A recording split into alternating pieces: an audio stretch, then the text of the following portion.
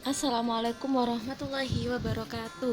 Kembali lagi dengan kami Bapak Imran Rosyadi dan Ibu Nadili Valokonita untuk belajar matematika dengan pembelajaran daring ini Minut Rate Putra Gresik tahun pelajaran 2020-2021. Nah, sebelum kita memulai pembelajaran pada hari ini, alangkah baiknya kita mengucapkan basmalah terlebih dahulu agar senantiasa kita diberikan kesehatan, perlindungan, dan diberikan tetap semangat untuk belajar daring ini.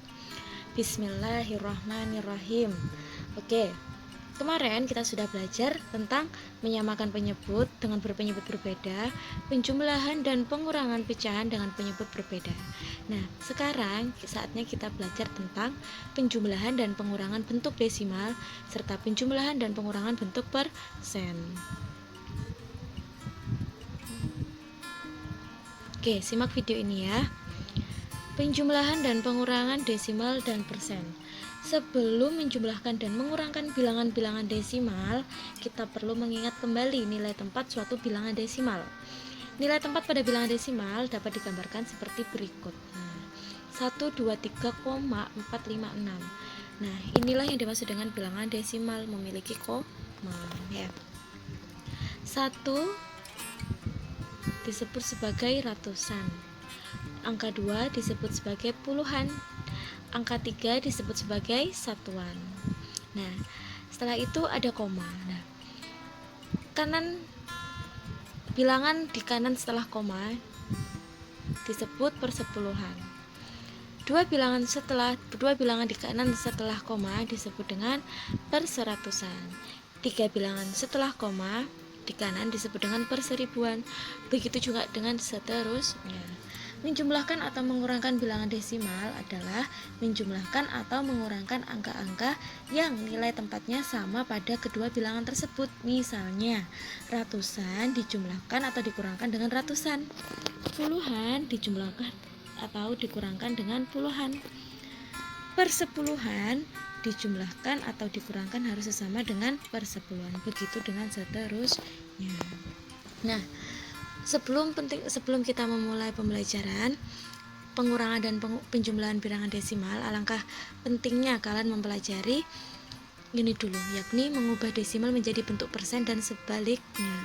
Kenapa, Bu? Iya, karena ini sangat penting kaitannya ketika nanti ada soal yang harus mengerjakan dirubah ke dalam bentuk persen dulu atau dirubah dalam bentuk desimal dulu.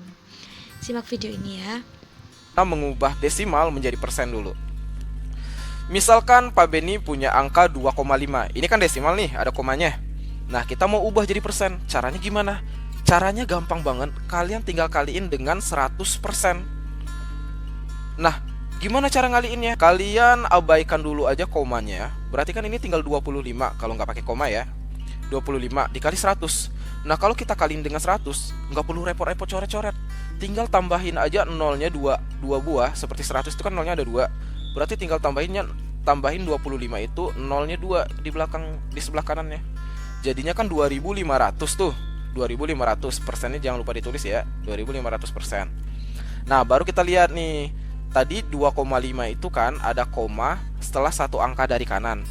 Berarti hasil jawaban kita nanti 2500% itu kasih koma juga setelah satu angka dari kanan. Berarti kan setelah 0 ini nih kita kasih koma nih.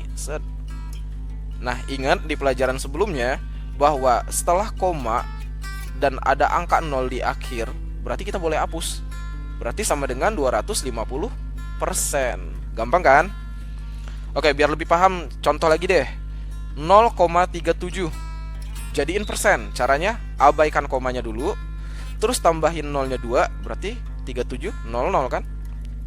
Terus kita lihat 0,37 itu kan komanya setelah 2 angka dari kanan.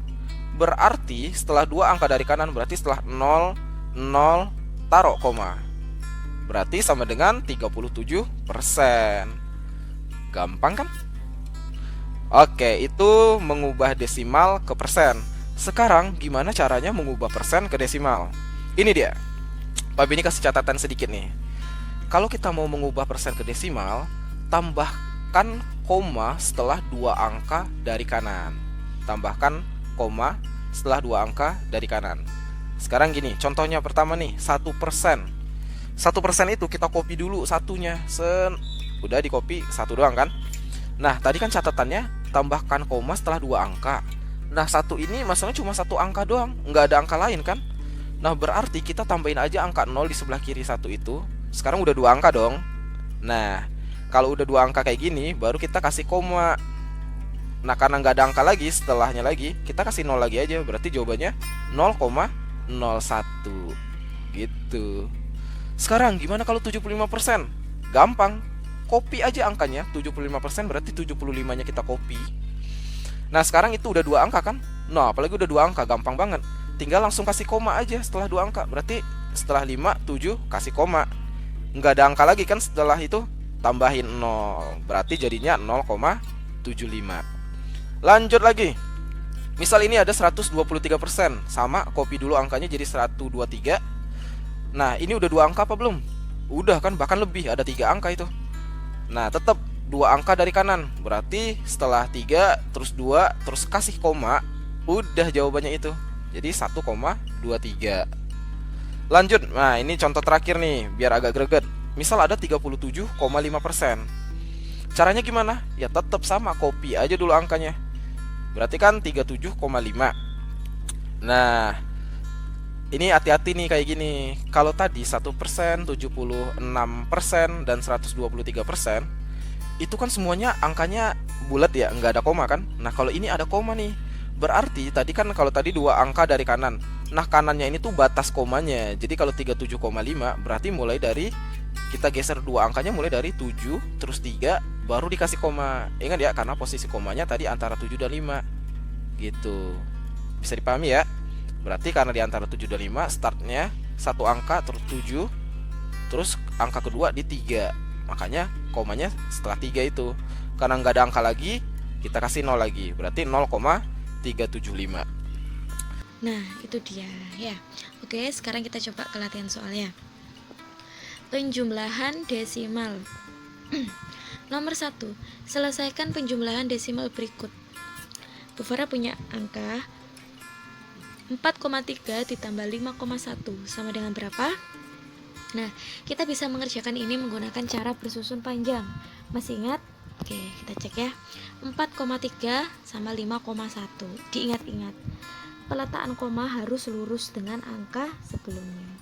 Tidak boleh kita taruh di sembarangan tempat. Pokoknya harus lurus. Poinnya di sini harus, komanya harus lurus dengan angka-angka yang di atasnya. Oke, 4,3 ditambah 5,1 dijumlahkan ya, kita mulai dari belakang terlebih dahulu, yakni 3 ditambah 1 hasilnya 4. Lalu setelah itu kita kasih koma, dan 4,5, 4 ditambah 5 hasilnya 9, jadinya 9,4. Gampang sekali kan? Nah sekarang soal pengurangan. 47,8 dikurangi 26,3 sama dengan berapa? Ingat, masih dengan cara bersusun, tetapi komanya harus lurus. Perlu diingat, sangat-sangat penting untuk ya, pengurangan. Oke, 8 dikurangi 3 hasilnya 5. Setelah itu kita kasih koma, karena setelah 8 dan 3 itu koma. Terus setelah itu 7 dikurangi 6 hasilnya 1. Lalu yang terakhir 4 dikurangi 2 hasilnya 2. Jadi 47,8 dikurangi 26,3 hasilnya 21,5. Gampang kan? Oke. Lanjut ke permasalahan berikutnya.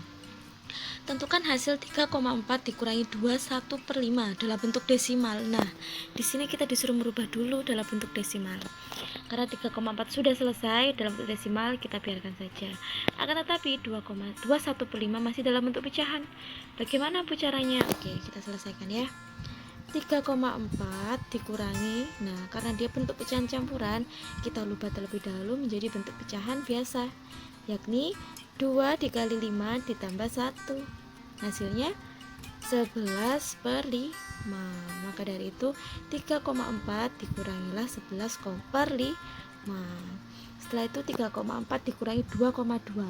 Nah, Bu kok bisa 2,2 dari mana? Nah, karena di sini yang diminta bentuk desimal, maka 11,5 harus dirubah ke dalam bentuk pecahan desimal. Bagaimana cara merubahnya, Bu? Dengan menggunakan Toro Gapit. Oke. Masih ingat kemarin sudah dipelajari pada pertemuan sebelumnya. Oke, kita lihat 11 per 5 bermakna 11 dibagi 5. Oke, 11 dibagi 5 berapa nak? Pinter, 2, mendekati 2 ya. Yakni berapa hasilnya? 10. Lalu 2 kita kalikan dengan angka 5, hasilnya 10. Setelah itu kita lakukan proses pengurangan. 11 dikurangi 10 hasilnya 1. Nah, karena masih bersisa 1, belum 0, maka kita bagi lagi sampai bersisa 0. Apakah 1 bisa dibagi 5? Tidak bisa. Karena tidak bisa, maka kita kasih koma di sininya. Setelah itu, kita tambahi angka 0 di belakang angka 1. Jadilah 10 dibagi 5. Berapa hasilnya 10 bagi 5? Iya, 2. Lalu kita kalikan 2 tersebut dikalikan 5 lagi, hasilnya 10. Lalu kita lakukan proses pengurangan, hasilnya 0. Karena hasilnya sudah 0, maka sudah ketemu bahwasanya 11 per 5 bermakna 2,2. Lalu 3,4 dikurangi 2,2 hasilnya 1,2.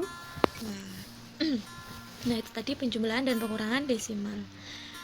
Sekarang kita belajar tentang penjumlahan dan pengurangan bentuk persen. Masih ingat kan persen itu gimana bentuknya? Persen atau per 100. Nah, contohnya langsung nih, nomor 1, 49% ditambah 13%. Nah, kita kerjakannya gimana, Bu? Kita abaikan dulu persennya. Kita kerjakan dulu yang 49 ditambah 13%. Persennya diabaikan dulu ya, ditaruh di belakang. 49 ditambah 13, berapa anak-anak? Iya, pintar, 62%. Maka dari itu 49% ditambah 13%, hasilnya adalah 62%.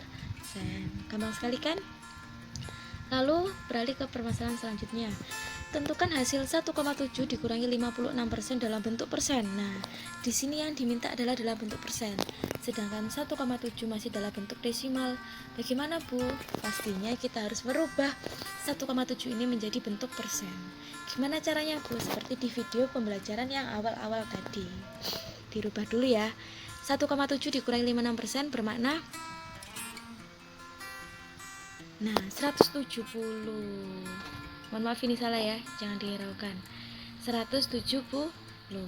170 ini dari mana, Bu? Nah, kemarin sudah diterangkan bahwasannya 1,7 dikalikan 100. 17 dikalikan 100 dulu, hasilnya 1700. Karena ada koma di belakang, karena ada satu angka di belakang koma, maka nolnya kita hilangkan 1.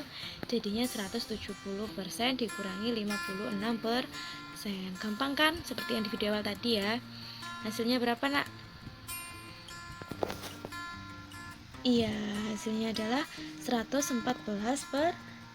Jadi 1,7 dikurangi 56%, hasilnya adalah 114%.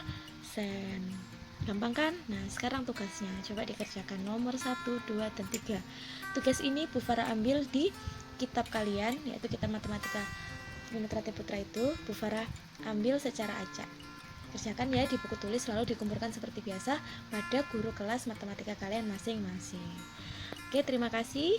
Sampai di sini dulu pertemuannya. Semoga bermanfaat ilmu yang kami pelajari pada hari ini, yang kami terangkan pada hari ini, dan kami mohon maaf apabila dalam penyampaian ini banyak terdapat kesalahan serta kekurangan. Sampai bertemu di pertemuan selanjutnya ya. Assalamualaikum warahmatullahi wabarakatuh.